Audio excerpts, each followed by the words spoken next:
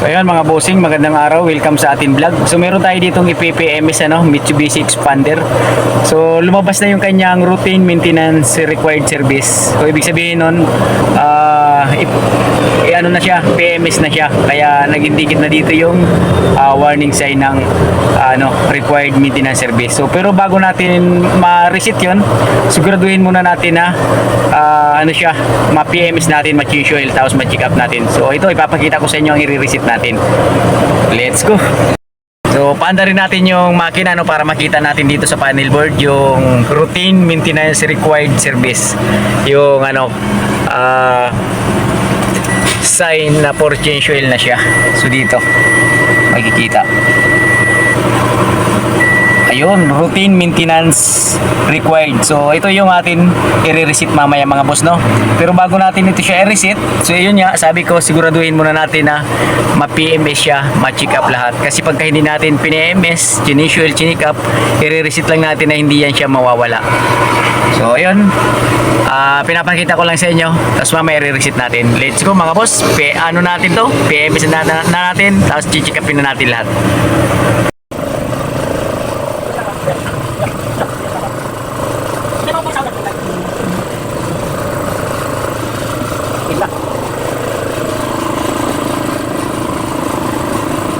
Mitsubishi Expander.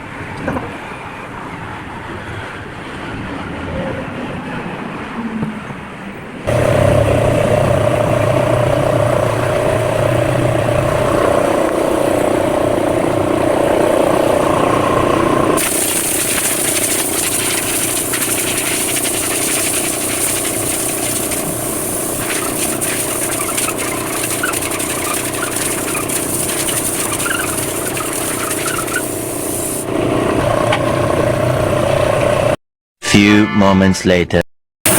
So ayan mga kaibigan, mga bossing. So i-reset na natin, nagawa na natin yung PMS, na-check up na natin lahat, okay naman. So fully synthetic yung inabil ni sir. So dito sa kaliwa, mayroon ditong info. So pindutin lang natin. Ayan, trip A. Pindot-pindot lang tayo. Ayan, pindot-pindot lang. Tapos, pag nakita nyo yung range na yan, long press nyo lang. Up, pindot-pindot lang Ayan. Pag nag-blink, yun. Pag nag-blink, bitawan nyo na. Tapos pindot lang. Yun, clear na siya, Basta pag nakita nyo range, long press nyo lang. Ayun, okay na yan siya. So ibabalik nyo lang dito sa icon na yan. So mga boss, pasensya na kayo kung naguguluhan kayo sa paliwanag ko.